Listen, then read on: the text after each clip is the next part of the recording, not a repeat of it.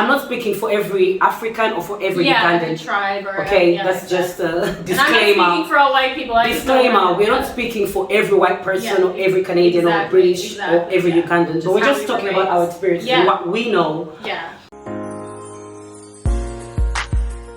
Sometimes it takes the one that takes away my pain. Sometimes the worry goes and I see hesitation. And everyone is trying. Hello everybody and welcome back to Linda Tina TV. If it's not your first time here, if it is your first time, hello there, I see you. As always, remember to subscribe, click on that notification bell so that you're notified when I have a new video. Now, as you can see, I'm not alone in this video. I have this beautiful lady over here who is going to introduce herself, and then we'll get into what you've already seen on the title of the video. Hey Nat. Hello, my name is Natalie Brown and Linda is my friend. And how did we meet? Yes, how did we meet?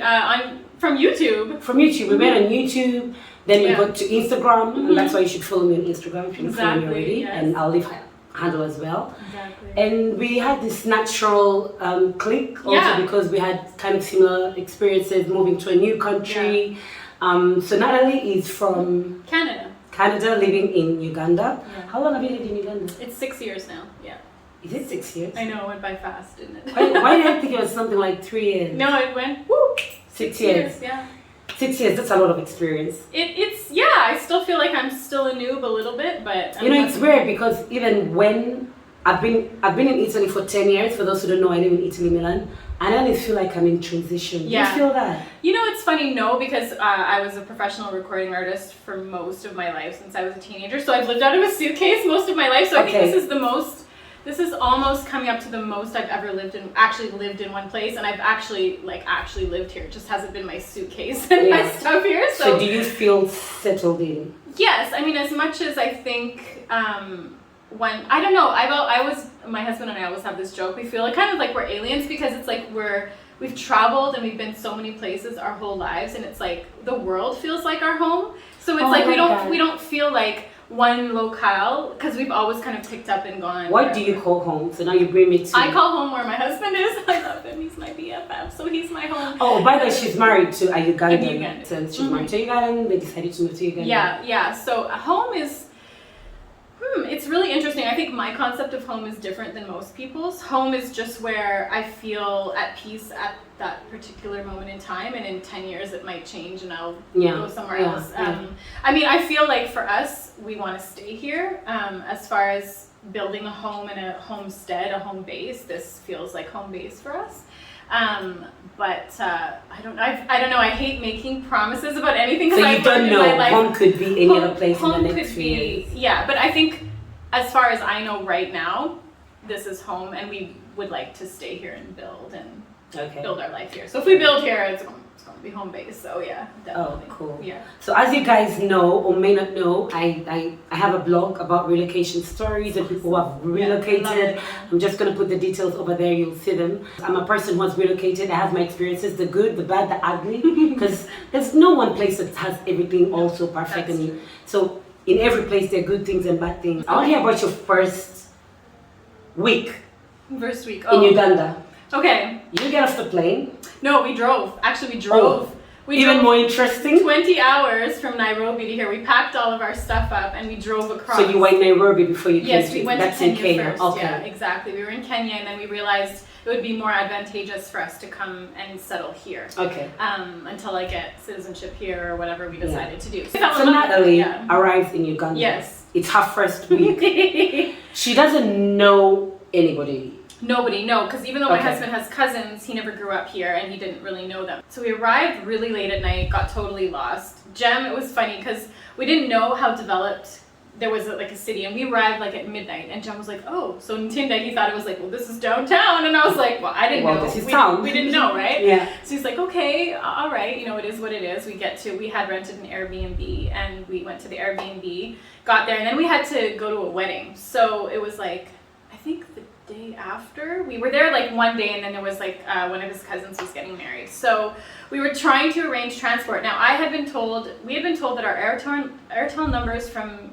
Kenya would work here, but for whatever reason we couldn't get them to work. So we were like, so fasting, no communication with anyone. Great. So we were like having the Airbnb lady try to hook us up and help us and get a special hire car and all this stuff to get there. The first special hire car we called didn't show up, so that was like a bit frustrating. Then she eventually, Joseph actually, who you've met, he ended up coming to pick us up. So we went to the wedding, and that was really cool. That was my first African wedding. How was that? Amazing. Because these are the things I want to hear about. I want to hear about your experiences in that local. What I found really sweet was how they just automatically included me, which was really nice. I mean, did you wear one of those traditional dresses? I didn't know at that time. I was literally didn't know anything. Didn't know about the gomesi or the mshana or anything like that. So I was like, I didn't wear any of that. Do you finally have one? I don't have one. I actually don't own one. When is your birthday? It's in December. Okay, you're getting. So I have to learn. That's the tying of that. The gomesi, it looks like really. It's hard even for me to get into. Yeah, right? the whole. And then I don't know if Mzungus really look all that good.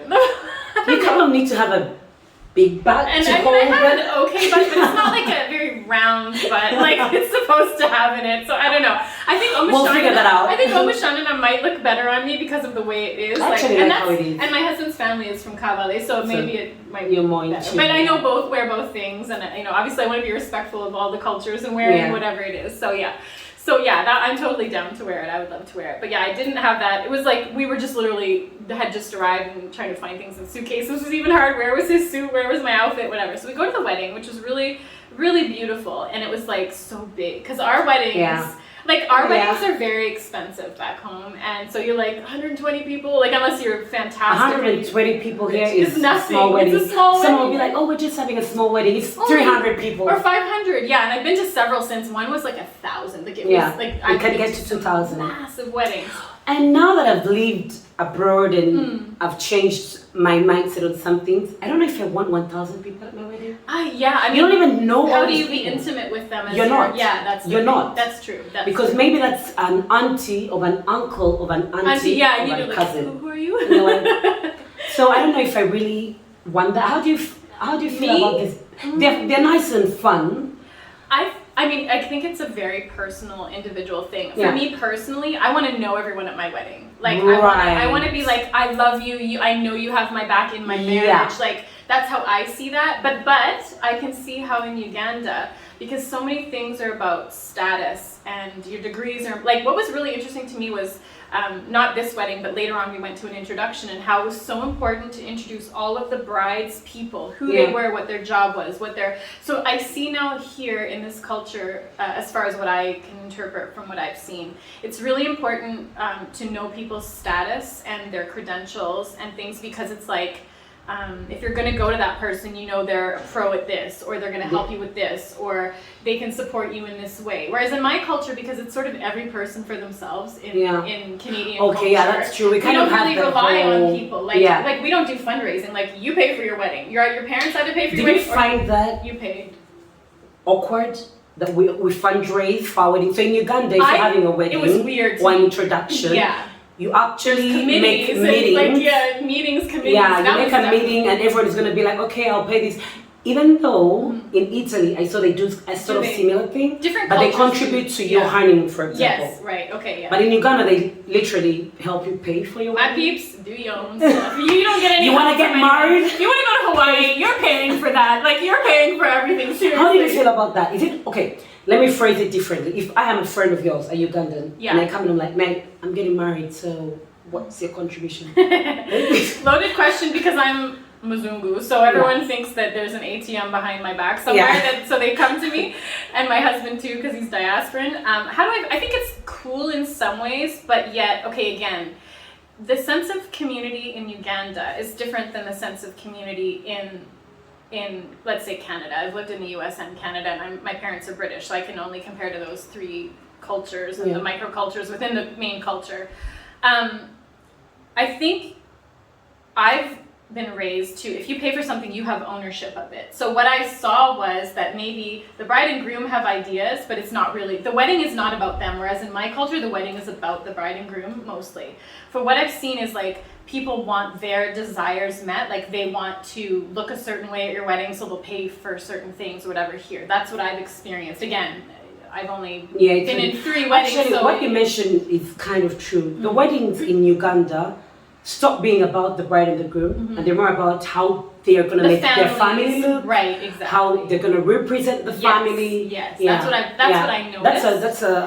That's true. Yeah, whereas in my culture, no one cares about that. No one cares who your father is or your uncle or if he's Oh, an yeah, I LC get what or you mean. whatever, and they don't care that, well, the uncle wanted to look good this way, so he's going to pay for this. He's going to pay for the Mercedes line of cars. Okay. Like, they don't care about that in my culture. Okay. It's so much more, I feel like, I mean, Ugandan culture is definitely changing, so I can't speak to the entire We're culture getting because there's young westernized people. a bit as well. Right. So, but like for us, it's about the individual, which is good and bad, and so that the good part about what I see in this culture with weddings and all that kind of stuff is you can get help, but it sometimes will come at a price. Yeah. Right. So actually, you get help, and so if they pay for the food, it needs to be a certain type of food. Right. Otherwise, they'll be like, we paid for food and it wasn't even nice. Right. It wasn't about the food. It was about the bride and the groom. Right, but it's not. Though. But it's yeah, not. exactly. Yeah, So that was definitely a different yeah. thing. But it was really cool. Like it was, I mean, impromptu. Like I didn't realize how much Ugandans love to make speeches. I mean, I did a little because we were when we lived in Washington D.C. We were part of the ICOB, which is like this whole community, the Banyakigezi kind of convention thing and all this stuff. And of course, being with a Ugandan and having experience with Kenyans and Ugandans in the diaspora. I mean, you know how people want to make speeches, but here, man, it's like a whole nother level. You're like, is that also weird for you? It's like, just really like, I remember on my graduation day, my mom's friends made speeches. And they go on like forever. Which is, they talked about where I grew up. Yes, the whole history. The days when I used to wear diapers. Right, exactly. How I wore those diapers. Exactly. At my graduation. Even at the wedding, some lady came and she's like, oh, Jeremy, I'm your auntie. I used to carry you on my back. He's like, I don't even know who you are. Like, it was so funny, right? We do that. So it was funny. So I, what I've learned is you see the beauty in things, and then you can see how it's. I think the thing that my husband and I always talk about is the struggle of the old culture and the new culture that's coming up, and there's like a bit of a clash. There is a clash. Young people, right? Especially the ones who have also traveled and lived abroad. Exactly. When they come back here, they try to bring these ideas that. And it's there's this whole thing. But it was really cool. I thought it was really sweet how everyone was very, loving and accepting. They, don't know me from I'd never met Emma, the guy who got married. It was one of Jem's cousins, and, they wanted us to make a speech, and, they involved us. Like, literally, we were, literally right off, our trip from, coming here, and they involved us and everything. And it was really cool to see, just the celebration. And I found, the presentation of gifts was so interesting because everyone's kind of, the dowry. repping. No, it was well, I don't know what it's called, but it was so anyone who brought gifts to the couple for the wedding had to go up in the line and present the gift to them. Right. And in our culture, it's there's a table, put your stuff on the table. It's more about appreciating and knowing who brought what. the thing, right? Yeah. Which is interesting because in my culture that would be seen as rude because you're showing off.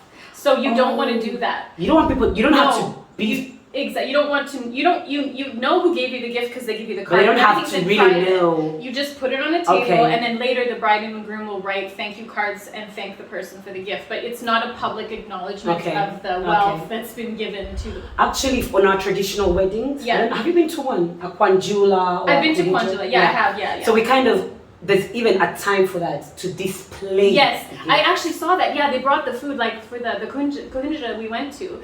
They brought all of the drinks, the beers. Yeah, we put them out there. Exactly, and we even acknowledge them. We say thank you so much for what you brought. Yes. So look, they brought sodas. They brought some wines. They brought No, but I get it. I understand in the context of the culture, absolutely. But it just shows you that it's. There's this thing where, I've been around a lot of Black Americans, being in the music business, and my family and really close friends and stuff. And I have been around Africans, and I've noticed that in the African tradition this is Ghanaians, this is people from all different countries, Malawi, people that I've met. I think because of the history of how things are in tribes and chiefs and this thing, the presentation is a very important part of the ceremonies, from births to funerals to everything. It's very important. Whereas in white culture, again, I can't generalize all white people. I can only go between my parents were British, my family is Canadian. I have a lot of experience in living in the U.S.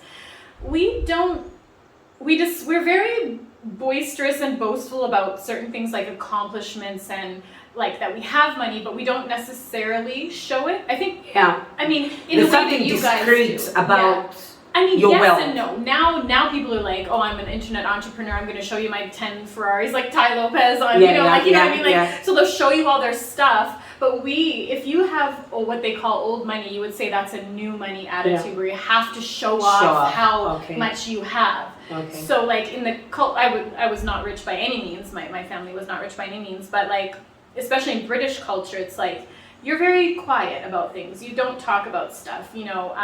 But that's the thing that I love actually about Black American culture and African culture is you guys are just honest. Like, there's no pretense in much about what I have. Right, and, exactly. You know, Yeah. there's no pretense. It's like everything's kind Did of. you just pick? I just picked up my wine. Okay. Let's change that up. Cheers.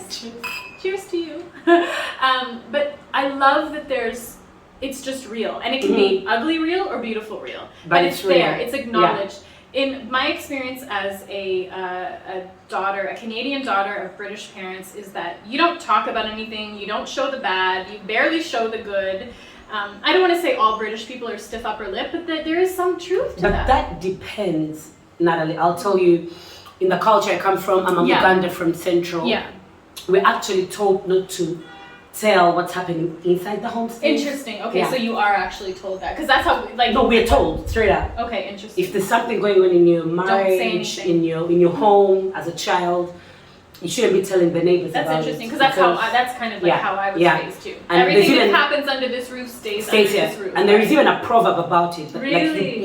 Like you don't wash your dirty linen out there. Okay, yeah, that's the same. Which is a good and bad thing, because I feel like it's a bad thing in the sense that so many secrets, bad secrets, stay in the family. That's how it is in my culture. And you can't talk about it because there is this whole thing where you're not allowed. Appearances. Right. Goes back to kind of what you were saying. For us, appearances and how the public sees you is very important. Yeah. So I'm not speaking for every African or for every Ugandan. Every tribe or that's just a disclaimer. And I'm not speaking for all white people. Disclaimer: we're not speaking for every white person or every Canadian or British or every Ugandan. But we're just talking about our experience and what we know. Yeah. So that's and interesting. That's really interesting. So many women have suffered in marriages because, oh my God, the family can't know that you have problems in your marriage. Right, yeah. The family can't know that you're being molested by an uncle. Right, and that's totally like in our culture. But I will say what I find interesting here, maybe because having co-wives and all that stuff was like a thing here culturally. The polygamy. Because what really shocked me was like,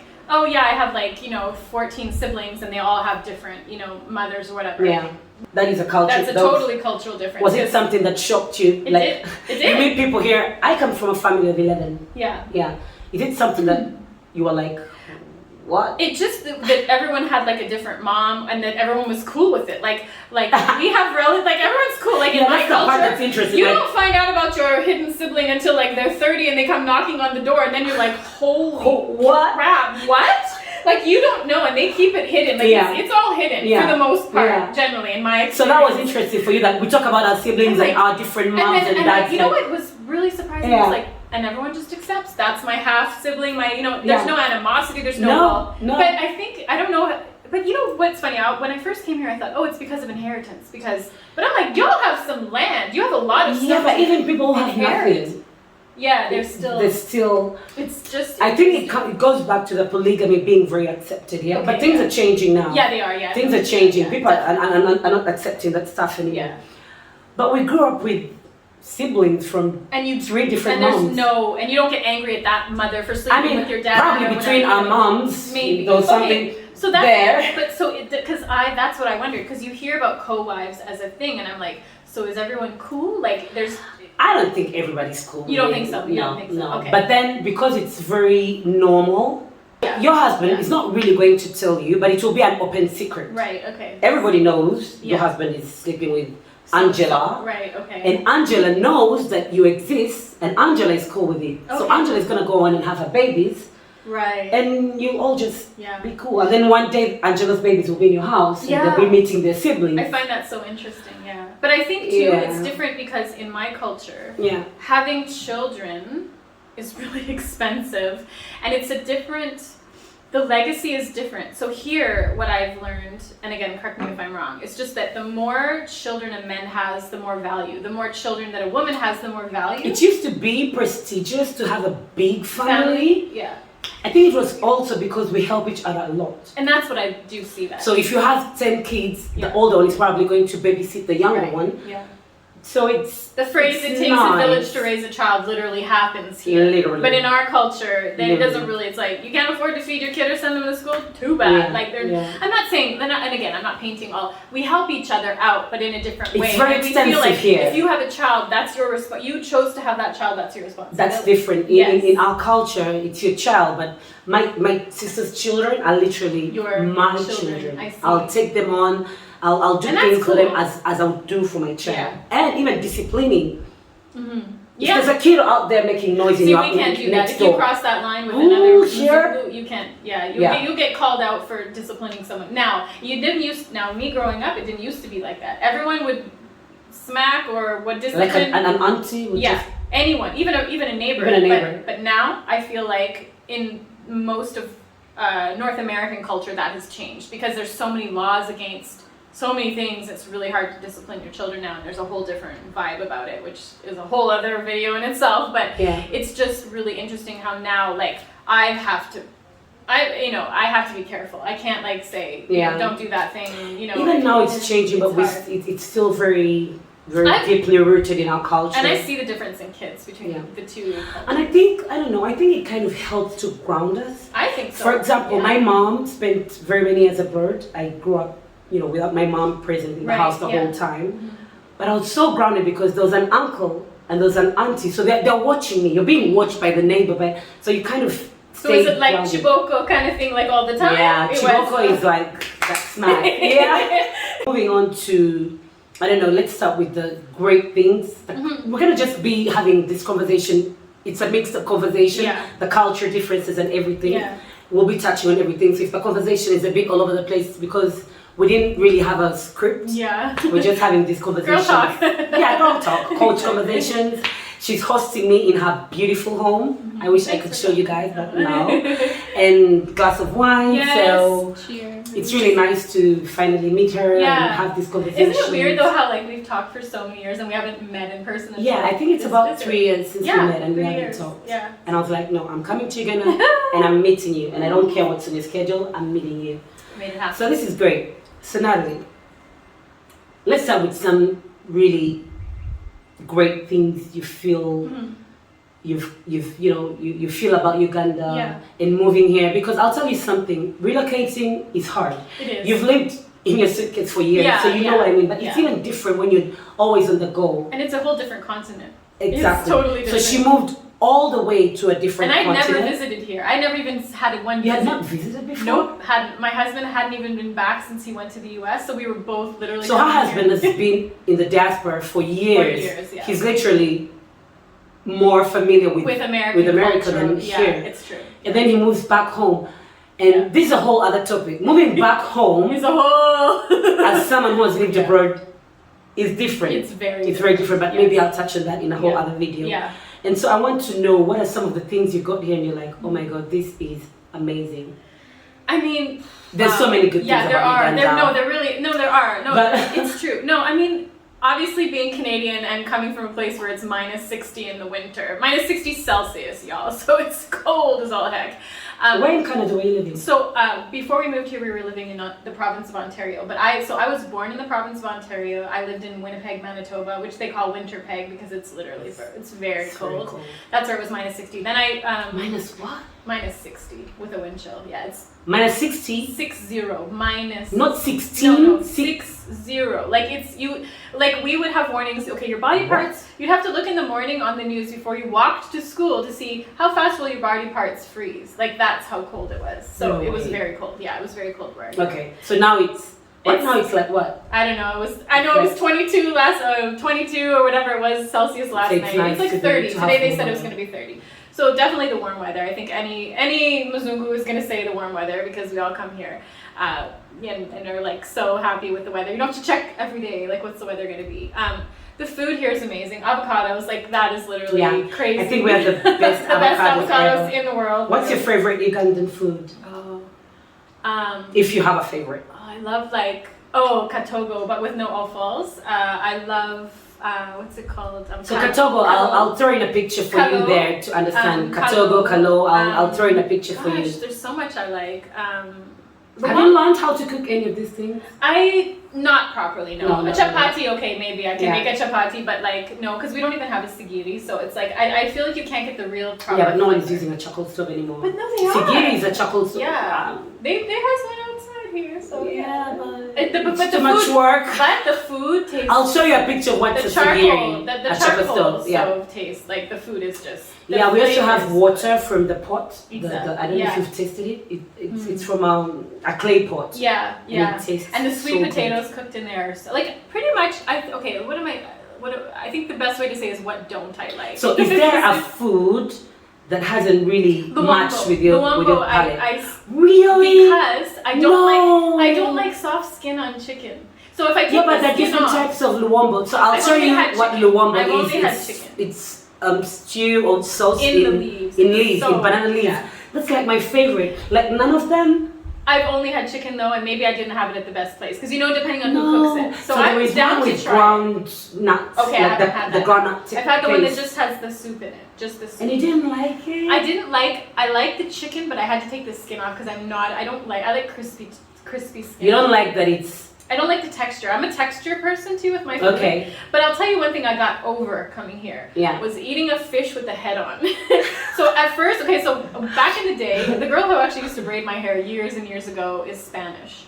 And her mom used to make this thing called menudo, which is like a fish soupy stew. And I'll never forget because I had one and the fish head was in it and the eye looked at me and I'm like, I can't. I need the eyes. Like I pop out the eyes from the fish head. I've gotten to the cheek, girl, but I need to eat the tail. I like the crispy tail, but now I can finally eat fish with the head on because I love the tilapia. But do you actually get to eat the head properly?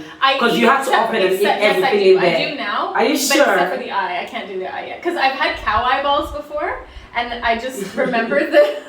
Neda, like it's just so bad. I can't even. No, I do the eyes. No, wait, okay. So I mean, maybe a fish eye I could try. I'm pretty adventurous. I'll try most things, but I think I had such a horrific experience when you like eat your food and then the head is like, hello, and like I just. It's like looking at you over there. And then I feel guilty. I feel bad. I'm like, I can't eat this. But if there's something that's giving you a bad stomach, because I have friends, like white friends, who some things just don't. So I've learned with that. So back to the first week we were here. I ended up in the hospital actually at the surgery. Food poisoning. No.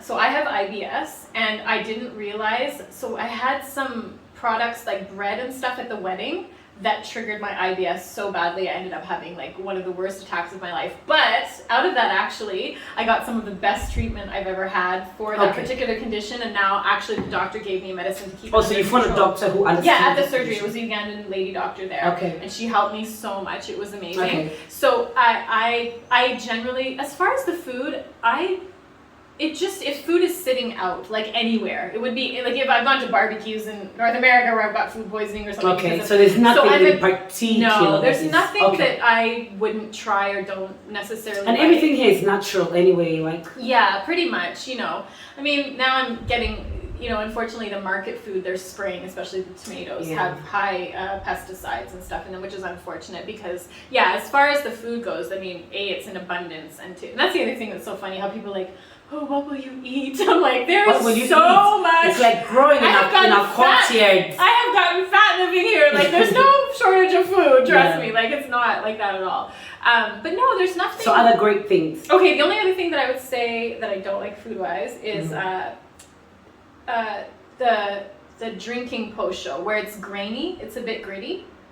It's not super smooth. I had it, my brother-in-law made it for me, but up Kampala side. So it's like not like, you drink it, but it has like a grainy texture. But even that's why I don't really like grits. The millet? It's maybe I think it's a millet porridge or something, yeah. I didn't really care for that. It's a millet porridge. Yeah. It's very particular. It's hearty, and I love bushera, like good. No, but that's bushera that you meant. But no, bushera I had was different. So that's millet porridge, basically. Okay. No, the bushera, I love bushera. Especially if it's like homemade and someone our uncle makes it really well. The millet porridge is nice. Again, I'm a texture person, so I don't really like super grainy food. But like even down south when I was touring down in the US, we would have like grits. I don't have a taste for grits. Okay. It's similar, And like anything that's like really like the skin on chicken has to be crispy. That's just a personal. That's a personal thing. This is a personal thing. Cultural. Even fish, I don't like it. If the skin is crispy, I'll eat it. That's a personal preference. So anything that I don't like is just a personal preference. Okay, cool. But yeah, no, there's so many. I mean, I have grown. I think the biggest impact that so far Uganda has had on me. The weather's nice and the food and all those things that we all talk about, people and all that stuff. But it has made me grow as a person in ways that I would never, ever. Tell me more about that. Yeah. Is it relocating or is it Uganda in particular? You know, I don't know because I haven't lived everywhere in the world, so I don't know.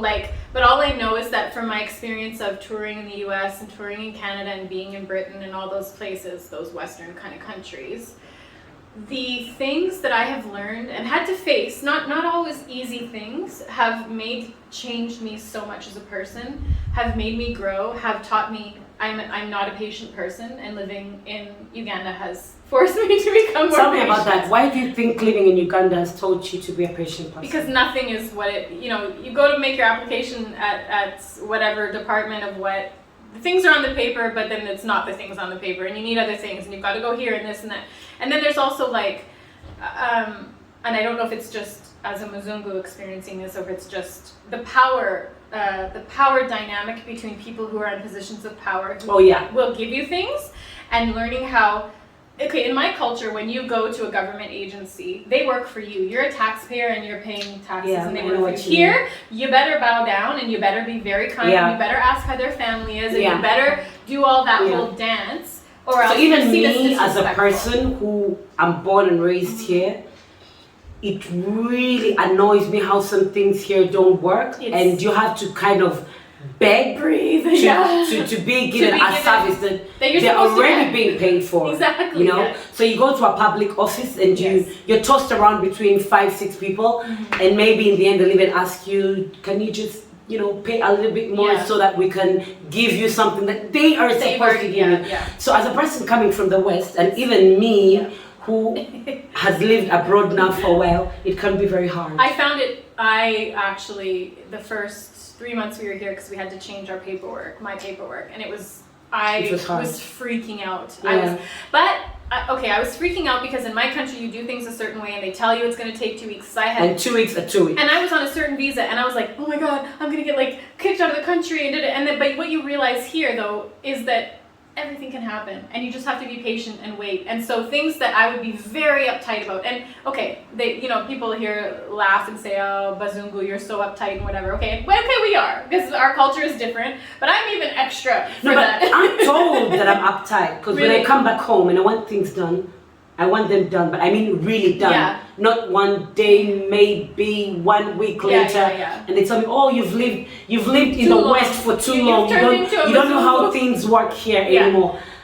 They should work. Right, and I think that's the frustration. I think my husband also experiences that. It's like, but there's systems in place, and even when you go to the ministries or to whatever, they have a list. Bring this document, the processing time is this. So me, being naive, I just believed that. I thought, oh, they said I need this, and this, and it's like, no, it doesn't work that way. Is it one of the problems you've had? Yes, I would say for me personally, because my husband and I have run business. We've been independent artists. We've released records. We have done marketing. We've run a marketing company. We've done all these things, and so we know about how to get stuff done. I think what's frustrating is just that they're doing it just because either they want the respect, they want to push you down a peg, they want to whatever. I mean, again, not everybody, but we can only speak to the experiences that we've had.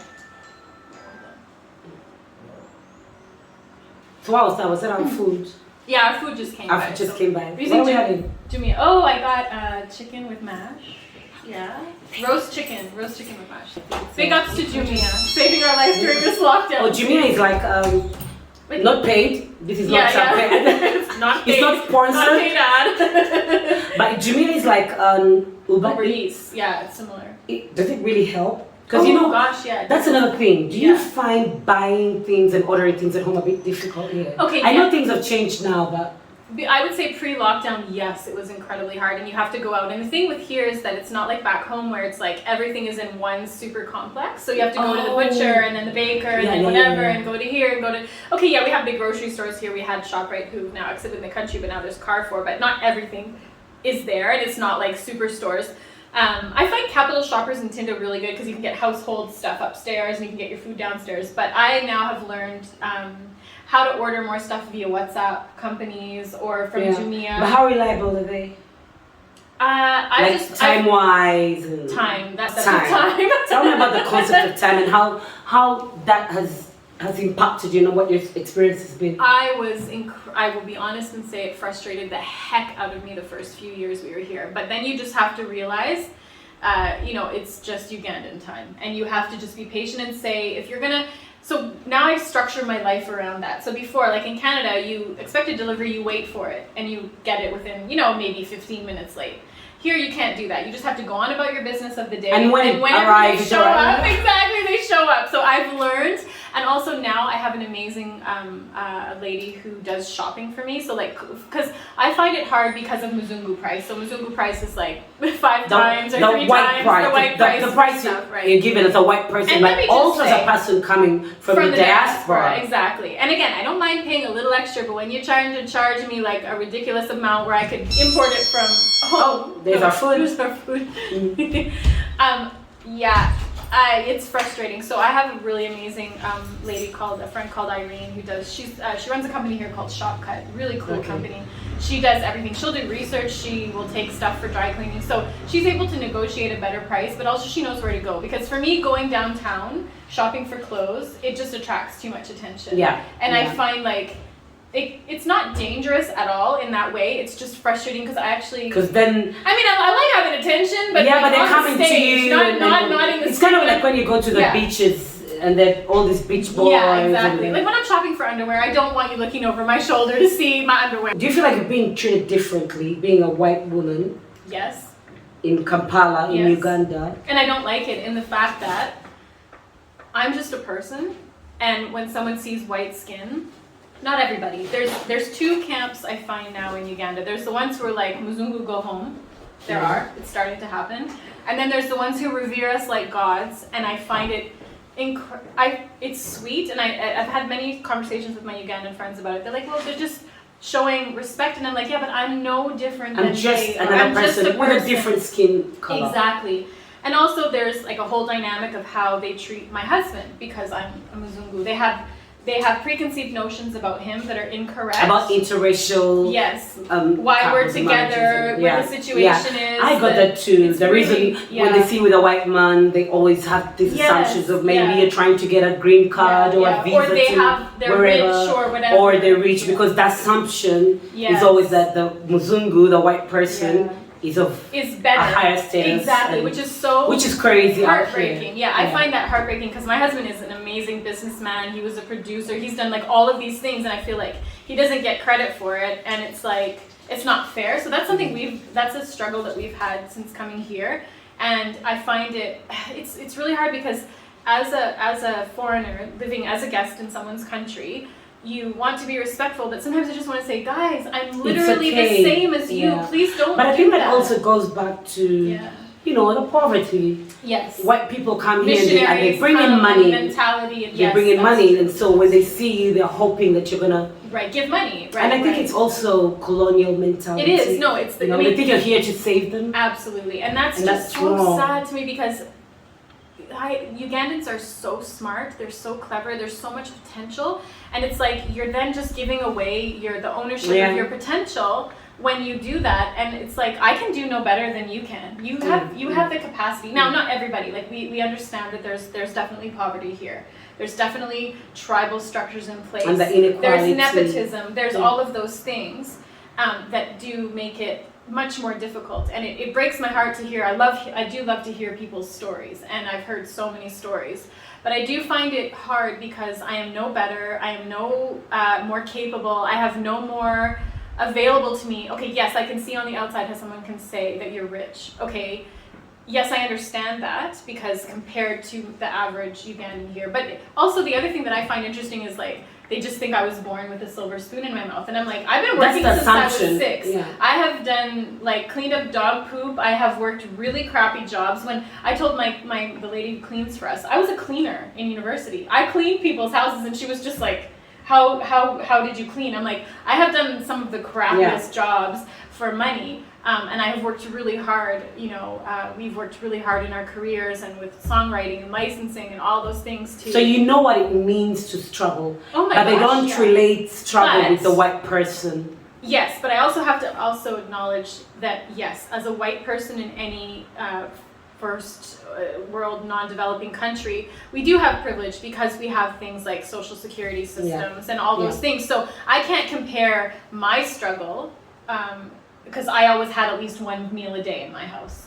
I can't compare that struggle to the struggle of someone who lives up country in Arua who doesn't have a hospital close by. And that's why, when we talked about Mzungu price, I don't mind paying a little extra. It's like when you're just trying to take the piss, because we've heard our Ugandan friends tell us it's a game they play with you. They just see how much money can they get from you, how naive are you, and how much can we get. And I can understand the reason for that, but then it does hurt because I don't have an endless supply of money. Exactly. I don't have that. And you're working. You're a normal working person like any other person. And for us, because we're pretty much retired, we made our money with our songs and our royalties and all that stuff back. So we're living off savings. So it's like they don't understand that it's not necessarily they just assume the same situation. White person money. There's always some money. I mean, and people don't understand. I'm supporting members in my family. Jeremy's supporting members in his. We don't think that. They don't think that. They think.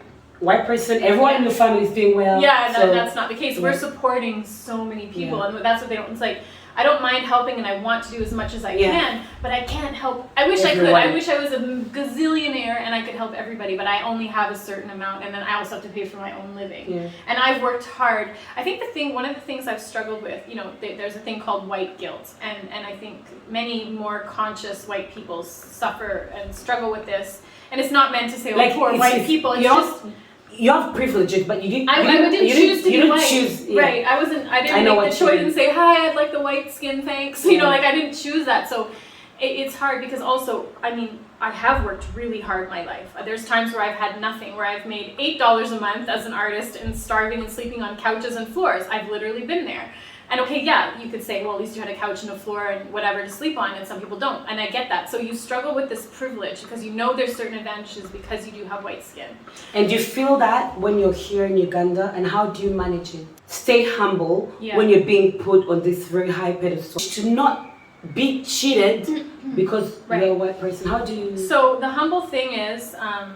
I'm fortunate and the universe loves to knock me on my ass when I'm getting too big for my britches. And I will say that at the beginning I struggled with it a little bit because I was not at the greatest point in my life dealing with, kind of phasing out of my music career. And so I felt really insecure when I came here. And then I started vlogging, and then when people started recognizing me and stuff like that, it did get to my head and it caused problems. And I think that I was just very humbled by certain circumstances or things that happened. Being here humbled you. It kind of goes back to what you mentioned, that being in Uganda changed your life. Yes, it did. It very much changed my life. Okay. And then I became more aware of my privilege. And there was circumstances that were happening in the U.S. with a lot of, many of my friends are Black American. And hearing, seeing firsthand their struggles, seeing how I got treated on tour as opposed to how they got treated on tour. Like all of these circumstances, I get it, but I think it all came to a head here. And I really realized, I do need to check my privilege, and I do need to find a balance. There's a balance. And I wouldn't say that I was the most high, big-headed person, but for myself, I just noticed, this is maybe going to your head a little bit. Was this the first time you've got that kind of treatment? Like being in Uganda is the first time? Yes. No. Okay. I have Black American friends. No one treats you we're just all friends together. No one really gives a crap, right? They're not oh, you're white, and it's so... They'll say you're white so you can get the loan, or you can go get this deal, or you But you've not been treated like here. I've never been bowed to. When people first bowed to me here and did the greeting, the greeting where they... because we have this culture thing where we kneel down to greet people. And it's funny because I talked to some Ugandan friends after because I felt horrible. I have to admit that I felt horrible when that happened. I'm like, no, get up. Don't do that to me. Don't. But they're like... Is that a culture shock that made you feel a certain type of way? And I did not feel good. I have to admit that me personally, I did not feel good, and I was like... But it's normal. It's Yes. a normal thing in This my is what- culture, in this my is- tribe, Yes, actually. this It's is not what all my tribes.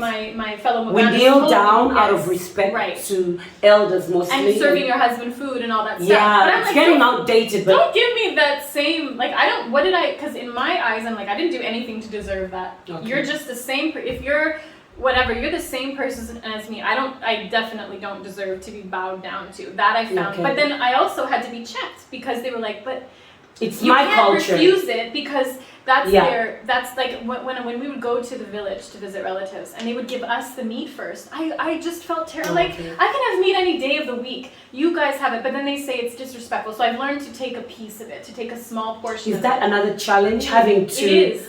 to Yeah. accept the culture, even if Yes. it makes you feel a certain type Yes, of because way? I don't like feeling I'm no better than anybody. Okay. I feel that and I know that. And so for them to treat me like, because because the reason why I think it bothered me is because if someone's somebody's husband, okay, there's a certain role there, or if you're an elder or whatever, you've earned the respect of Yeah, being but an for elder. you, but as I'm someone, just white. yeah, okay. I'm just white. You don't need to do that for me. That's not something that you need to do. But again, and it depends, and it's so funny because you really talk to different Ugandans and they feel different ways about it depending on their age or where they grew up or Yeah. if they've been abroad Yeah. or whatever. And it's like some are like, well, don't refuse because you're being almost offensive refusing. Yeah, because it. when you refuse it, Right. you're refusing. It's like you're refusing the culture. And I didn't know that. But they See, they understand that as well. The first time a house help knelt down to greet my husband, he was left in shock. That's exactly what happened. He Yeah. asked me, what What are the they hell doing? is she doing? Yeah. Then he said, no, she's greeting you. Why is she like on the that? floor? Right. Yeah, exactly. Because they Get literally up! go Why right are you on the floor? Right. Yeah. Yeah. And I was like, okay, no, please. But so yeah, it's been, that part is hard. Okay. So now I accept it with grace because I know that will hurt that poor person's feelings because they are doing that out of love. So it's, you know what I mean? So it's about knowing. So the thing I've learned here, it's like you have to really, you're surfing here. You're always surfing because. But you're also learning. Yes, that's the thing. And you have to know. That's why when I stopped vlogging at the end of 2018, I really wanted to take a step back because I threw myself into the culture, but I didn't absorb it and learn yet. Okay. So I wanted to step back and be like, okay, let me just watch. Learn let me learn. Because how some of a these Uganda things will are. do something, a Musoga, a Machiga. Yeah. It's Because we have It's all different different. tribes, Yeah. and different tribes behave differently. exactly. So you also need to understand that. Which and that goes tribe? back to how I feel people romanticize Africa. Oh, yes. Africa is amazing. That is true. But they do No, romanticize. But they romanticize Africa and Uganda. Now I'll speak as a Ugandan. And they forget that it's not as rosy as it may appear out there. You're going to go to Africa, live a cheap life, and Yeah, it's expensive there's here. so many things that you need to learn, and goes back to what she was saying. You have to learn the culture, yeah. and how to blend in that culture. Yeah, and it's You know? different because like if I go to England, okay, let's say I go to England where my family's from. Okay, yeah, the dialect might be slightly different, the accent, whatever, but British people are generally British people. Canadians are generally Canadians. Americans Yeah. are generally, Yeah. there's accents, there's this, but here in Uganda, There is that. it's like 50, how many, is there 58 tribes? Yeah, there's it's 48. 48, and it's like, they're all different. There's They're all 48 quite tribes different. with very many different mannerisms Exactly. and So beliefs. you have and- to just take a step back when, Yeah. when you're a foreigner and you come here. You just listen and you watch. So and do you feel like you've learned about the different cultures now? I think I will spend the rest of my life learning Yeah. about it at all Yeah. because there's so much diversity here. Yeah. And I will be a student of Uganda for the rest of my life that I live here. But the fact that you're willing. But I is- feel like I'm sort of getting the hang of it 6 years in as to how to listen and how to watch properly. Okay. Because you come here as a foreigner, again, I can only speak for myself, but I've seen a lot of white people and other people from other countries come here. And you come here with your mentality and you impose it. You just think it's going to transfer. But this is a different place. It is a Yeah. very different place. It's the romanticizing I was talking about. You come here with this You- whole idea of what your life is From going the to be like. and from the movies, there's so much junk. Like, you know, my husband and I have this discussion all the time. Everyone watches movies and they're worried about warlords and sickness. Those are the last things in Uganda that you are When my worried about. husband came here, the first thing, he Googled everything and he saw Ebola and malaria it's and all this. It's such crap. And I still get these questions. Oh, I know. Do you get internet connection? Yeah, we do. It may not be as great and fast as it is in the West, but we have it. there is internet connection. But I mean, we eat great. I got it down to like, is there running water? Like, you know, like. Is there running water? You know, like. Are lines crossing over while you, I mean, come on. You know, that's the thing. So that's, okay, yes, you go to the village, but I think unfortunately Westerners have this very movie heavy, influenced idea of Africa. Yeah. You know, there was hordes around the corner with the machetes. Yeah. I'm like, that is the last thing. The things that bother me and that I get frustrated by here are just more maybe the work ethic. They're more bureaucratic things. Bureaucracy is frustrating. Those are the things that frustrate me about Uganda. The last thing I'm worried about, actually, I've been the healthiest in my life that I've been here. And I, you know, honestly, even with COVID, like literally I've been so healthy here. And I don't worry about warlords and Coney and all this silly, you know, stuff. That's not what happens here. So as a white person who has lived, and I actually like talking to her because she's lived in many different places. She's not someone who's coming from I've lived one little town in Canada, America, and just flew to Africa for this African dream, whatever. And I've been to like every US state almost. In every place you've lived and seen, you feel good here, and I feel safer here. Do you see yourself living in? Then of course we don't know, life changes, but you see yourself living in Africa, in Uganda? Absolutely, for the rest of my life, I definitely do. Unless something, you know, crazy, you know, life changes. You don't know what's gonna happen. Okay. But yeah, I totally do. I don't see myself moving. I mean, and I'll be honest, like, you know, I've had times where I felt more unsafe in Toronto downtown or New York downtown. That's the interesting thing. When they ask me about safety, I tell them the times I've felt unsafe in Milan. Yeah, and it's funny because it's just, I think also coming here, my husband is a bit security minded because we did used to tour and we've been in really crazy situations being musicians and all that stuff, and it's like, you just have to have a certain sort of travel smarts about you, but that goes for anywhere. Yeah, but just know where you're supposed to go and where you shouldn't go as a foreigner. Yeah, and even, I feel like I honestly, personally feel like there's no place that I couldn't go in Uganda as a foreigner. It's just like, how much do I want to be stared at? Or how much do I want kids like touching my skin? Or especially they see a Mzungu with braids, hey, you like us, let me touch your hair. But you know, whatever, let them. Like, but you just have to have your 360 about you. And I really don't find it, I've never felt scared, you know, actually here. You probably could have felt maybe out of... I felt like a fish out of water. I felt like... Yeah, but which is normal because you're not born and raised here, so I don't obviously know how your skin color is different, so the it's traffic or, you know, traffic here is like a whole different ball game. It's like, light, whatever, like just go, whatever, you know, people going in and out of... Is that another culture shock, how we drive here and how, you know, we'll just go through the traffic lights, the red, green, whatever. I have other friends who live in other developing nations, so I think the traffic there is very different. Italy, go to the south of Italy. They're kind of doing the same thing. Exactly. But what's crazy is, for the amount of chaos in the traffic, there's probably less accidents here than there are back home, which is, I find, really interesting. You think? I think so, because I was always hearing of my friends getting in car accidents or terrible car accidents. We learn how to drive the rough way. You can, now, would I drive here? No. You need to try. No. You're never gonna try? I don't know, maybe, but I just... No, come on, you need to try. Maybe, he drives, my husband will drive. You can try it. I think I would try it. Maybe let me try in Fort Portal, the Kabale first, and then... No. If you learn how to drive in the city center in Kampala, you're good to go. The only thing, I will, so this is where the ethnic thing comes in, is that if I hit somebody, man, I'm going to be paying like 3 million shillings, where I could have got off with like 100K. So that's the other thing that is an issue, is that if something like that were to happen, that you're gonna get taken for it, because there's no system of insurance, and the police are in a, you know, so it's like, you know, it's a different thing. So those are the things that I know that I have to watch out for as I navigate here. But do I feel unsafe? No. Is there a place that I wouldn't go? No, unless I felt like it wasn't a place that was appropriate for me to go. Which may not be appropriate even for me. Right, as a woman or whatever, exactly. But I think the thing that I've learned is like also, it's really interesting because I've been a performer my entire life and I love attention, but I've learned here that I actually don't want that much attention.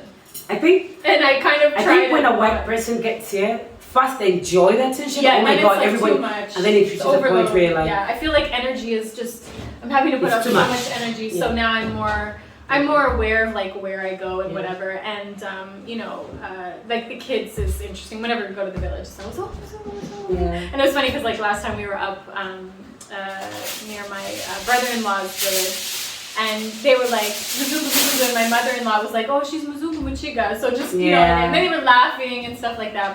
But also, like, I find, like, it's interesting how some expats come here and they're like, oh, everyone's, like, all over. And I'm like, but they just, you're a novelty, you're different. You know, just, you'll go to a place and you'll attract some kind of attention because you're different. Yeah, and that's the thing that you realize all over the world. I mean, I remember even when I was living in British Columbia, there's a very high Asian population there, and I remember when I was younger I had really blonde hair, and I remember this Asian girl coming up and just wanting to like she'd never seen blonde hair. I've had people, Asians, asking to take pictures with me as well. You're so tall. You're so dark. Can I take a picture? And you can either choose to be offended or see the human curiosity, and that's the thing you have to realize is that humans are curious. Yeah, they're curious. Things you don't know, things that are different. Yeah. There is an important part that I think I would like you to throw some light on. Yeah. Making friends, creating relations, and you know, you're in a new land with new people. I know that usually in a new place you try to find people who are like you. Yeah. When I went to Italy, the first thing I was looking for is a black community. Or where is the Ugandan community? Where are the Ugandans here? Did you try to find local?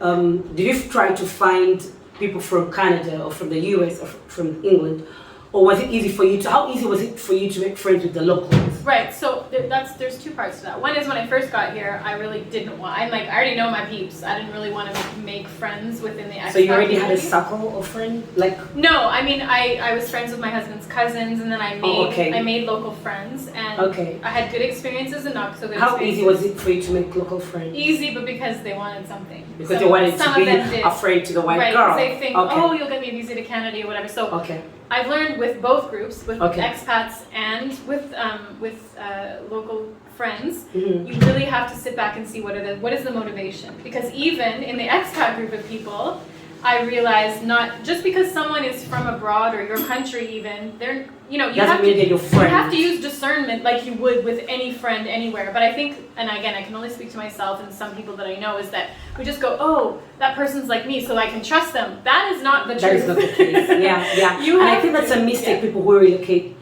make. You think, I go here, there are people who are like me, so they're automatically going to be my friends. Use discernment, because I did learn some lessons the hard way in trusting certain people. I thought, well, you're around my age and you're from a similar country, you're from my country, I can trust you. Nope. You have to be as discerning as you would anywhere. And I don't know why. It's so silly. I found it so silly when I looked back on it, how I reacted that way. Because it was like, if I'm in my home country, I'm looking at you as an individual person, and I'm assessing your motivation for wanting to be my friend, or if you will be a good friend, and all those things that we normally do with our... But when you moved here, you didn't do that? I didn't. With anyone. With either... Because you thought you'd automatically... I don't know what it was. I just lost my damn mind. Like, I didn't think. I just thought, oh, I can trust them. Like, we're all in the same boat, so I must be able to trust them. But that's not true. So right now, how's your circle of friends? More with locals? Small. Girl, it's small. How's your circle of friends? Small. It's small.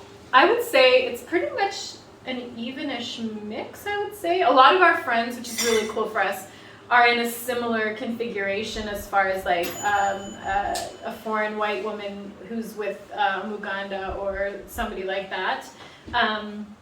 But I have mixed friends too, who are mixed, or just Ugandan friends. So I would say that it's quite a mix. I mean, what I've realized is that I love talking, as you can tell, and my husband and I love having conversations. We love philosophical discussions, and we love talking about culture and economics and all these things. So it's like more like, who are those people who can really relate to, instead of, do you know what I'm saying? Instead of just knowing from people here that, or whatever. It's just people you have actual, and we love conversations because we love long dinners with wine and conversations. So it's like, who can we just have really good, honest, down to earth? I think that's why also we connect. I think that's why we clicked. We can really talk honestly to one another. And I found we had the small talk, and then after we got down to let's real talk stuff now. Right, exactly. And I think that's great. Yeah. So I think people you have to be very discerning, and I would say that again, my experience only, more discerning than in your home country, because you don't know where that person is from, and are they running away from something and faking and living a life here, or you don't know. Yeah. Oh, lunch is ready. Lunch is ready. So so just be very discerning. I would say very discerning. Okay, that's a very it was very important for me to understand how easy it was for you and how easy it is for you to find the right people. Yeah. I mean, around the world it's not easy, it's not, but it's even more difficult when you're in a place that is not your comfort zone. Your comfort zone. Yeah, exactly. Okay. Yeah, I agree. All right, cool. This conversation could go forever on and on. Yes. But to just close it up, if you want a second, if you want more conversations on this, we can have a Zoom call maybe where we can do a video even remotely, because I won't be here for long. Yeah. But a very important part that I want us to close this video with is, what would you advise a person, a white person, whether they've visited Africa before or not?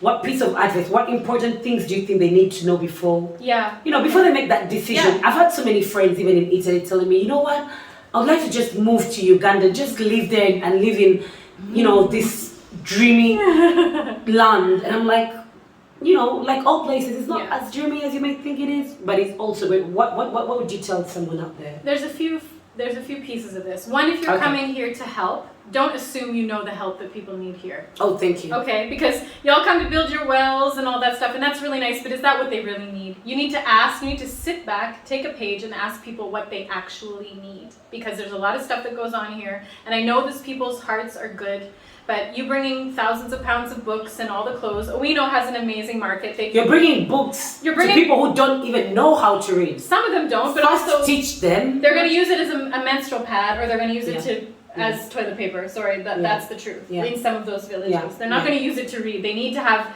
menstrual pads and toilet paper. Okay. Or, Owino is a massive market with tons of secondhand clothing. Support the economy. Is a big secondhand market. Come and support the economy and give those people money, or go to Owino and buy the clothes for them here, because you're contributing to the actual economy here. If you're going to build a well, make sure that they can actually maintain the well, because lots of wells get built and then they go dry because they can't maintain them. Same with pit latrines or the latrines. Same. Yeah. So come here first and ask and consult with elders and find out what is actually needed. What do people need here, really? Okay. The other thing is, if you're thinking to come here to live, don't sell all your stuff and come here and live here. Come for 3 months. Come for 6 months. So you advise that someone tries first before you need to, and you don't know this. I would say until year 3. I didn't really know anything about Uganda. Year 3, I would say. For me personally, again, everyone's different. Right. But until you really have done the bureaucracy and the paperwork and you've maneuvered and stuff, don't plan your retirement or your whatever here based on stories or a 2-week vacation, because you don't know. And you don't actually know if you are the kind of person who has the resilience and the mental aptitude. It's not for everyone. It's not. It's not for everyone, especially long term. You have to find, and there's no one size fits all solution for every single expat or foreigner or even diaspora and returning. You have to see if it's right for you. You're every single person has their unique fingerprint, and you have to figure out if you can match yourself with your fingerprint to this country. And that goes for, I think, any country. People here, I have friends who are like, oh, get me to Canada. I'm like, do you know how cold it is? Do you really know how hard you have to work? Do you know? We get that here. You have friends telling you, take me abroad, you just show me how I could get to live in the West. And it's not for everyone. And also moving countries needs a certain type of resilience, which not everybody has. And I've learned that, there's a certain mental resilience, and also be prepared, because, this is a developing nation. Yes, there's absolutely amazingly rich people here, but the majority of the population is not rich. And so you will be looked to, and how can you handle that? So my husband and I have developed a way, and especially my husband, because he knows he was very lucky, born into the circumstances he was to go abroad. How do you give back in a way that feels comfortable for you? You are not going to be able to meet every need that you see here. There's many needs. for us, we like to empower entrepreneurs because there's so many here. So because we have marketing experience, we will mentor people, we will teach them, we will help them with the tools to start their business, how to financially plan for their business. Because at the end of the day, coming here and giving a handout is doing the biggest disservice to Ugandans. You need to show them how to make a sustainable business so that they can develop the economy here. And that's the biggest thing that needs help here is a proper private sector economy that is developed, and so much will be solved here. So those, I think, are the pieces of advice that I would give anybody. And the biggest thing is, don't come here with your I know better, this is wrong attitude, which some people come here with. And I have to admit that I was guilty of that, because I thought, well, we just do things the right way in our country. But this is Uganda. You cannot take a Western principle and straight up apply try to put it in a country that's just developing. You have to say, know what I mean? How can these principles be tweaked and work for Uganda? Or maybe this principle doesn't work at all. Right. Yeah. Right. Yeah. But all in all, Uganda, it's my home. Oh, I'm glad, and I'm really happy that you are open enough. Thank you for sharing this with us. Yeah. We could do this again if they are interested. Yeah, definitely. And have very many other different topics and how you're going through, navigating a few things, the health sector, and transportation and all these things. And maybe you could give us also some tricks here and there and how to manage a few things. Exactly. So thank you for coming to my channel, Natalie. Yeah, it's been so great. See you around. Yes, absolutely. Bye-bye. Bye, guys.